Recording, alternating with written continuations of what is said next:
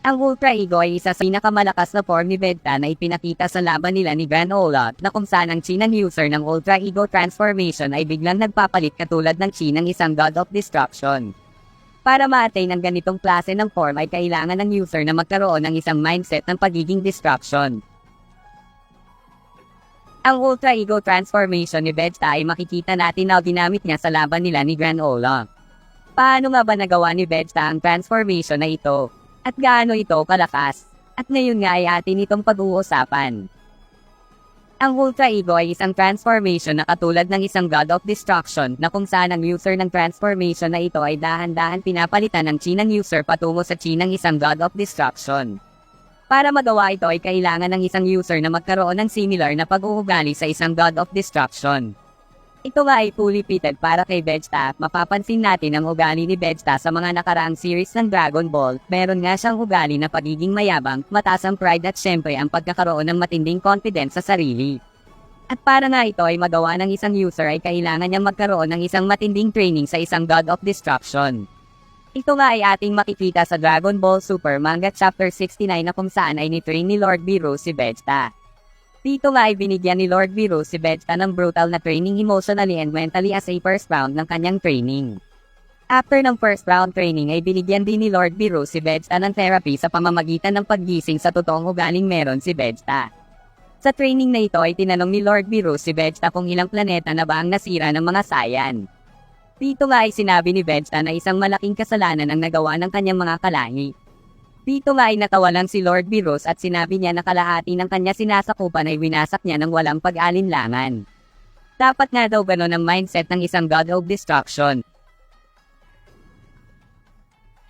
Paano ito magagamit? Para ma-unlock ng user ang transformation na Ultra Ego ay kailangan lang itong magising sa katawan ng user. Sa pamamagitan ng pakikipaglaban ng matindi at sa oras na ma-reach na ng user ang kanyang limit ay doon na ito magsisimulang ma-unlock. Ito nga ay makikita natin sa laban nila Vegeta at Granola kung saan ay na-reach na ni Vegeta ang limitasyon niya sa laban nila na yon at doon na niya ito na-unlock. Gaano nga ba kalakas ang Ultra Ego? Pag ang Ultra Ego Transformation ay ginamit ng user, ang user nga ay nagiging mas malakas pa kesa sa dati nitong form. At nagagamit nga ng Ultra Ego Transformation ang buong kapangyarihan ng isang God of Destruction. Notice lang guys. Nagagamit ni Vegeta ang buong kapangyarihan ng isang God of Destruction, ibig sabihin nakakapantay o magagawa pa niyang mahigitan ang kakayahan ng isang God of Destruction. Sobrang laking level up nga ito para kay Vegeta. At ito nga ay special form ng isang mortal. Ano nga ba ang pinagkaiba ng Ultra Instinct sa Ultra Ego? Malaki nga ang pagkakaiba ng dalawang special form na ito. Ang una nga guys ay ang paggamit ng mga form na ito. Ang Ultra Ego kasi once na ito ay ma-unlock ng isang user ay anytime ay maaari na niya itong gamitin kahit siya ay lubhang sugatan. At ang Ultra Instinct ay mahirap magamit kahit nga ito ay na-unlock na. Need kasi ng Ultra Instinct na ma-master ng paggamit nito. Ito nga ay makikita natin sa Moro Arc Saga kung saan ay tinulungan ni Meres si Goku kung paano ito ma-activate sa madaling panahon. At ang huling pagkakaiba ay sa way kung paano sila makipaglaban.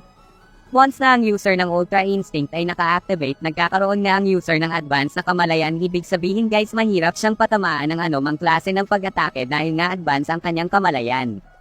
Pero hindi ganon kalakas ang kanyang pag-atake. Sa madaling salita guys, nagiging mas mabilis si Goku pero sakto lang ang kanyang nagagawang pinsala sa kalaban. Kumbaga guys, more on counter-attack ang atake ng Ultra Instinct. Hindi tulad ng Ultra Ego na lahat ng aspeto ay lumalakas sa kanya. Ang Ultra Ego ay hindi na niya kailangan umiwas para maka-counter.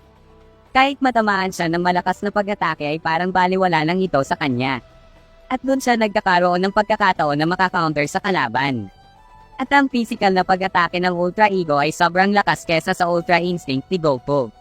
At ang Ultra Ego guys ay kahit nga ito ay ma-enable sa isang laban ay magagawa pa rin ni Vegeta na makabalik sa form na ito sa madaling panahon. Dagdag kaalaman lang guys. Ayon nga sa mga leaks ng Dragon Ball Super, masusurpass nga ng Ultra Ego ni Vegeta ang Ultra Instinct ni Goku. Ibig sabihin guys, mas magiging mas malakas ang Ultra Ego ni Vegeta kaysa sa Ultra Instinct ni Goku.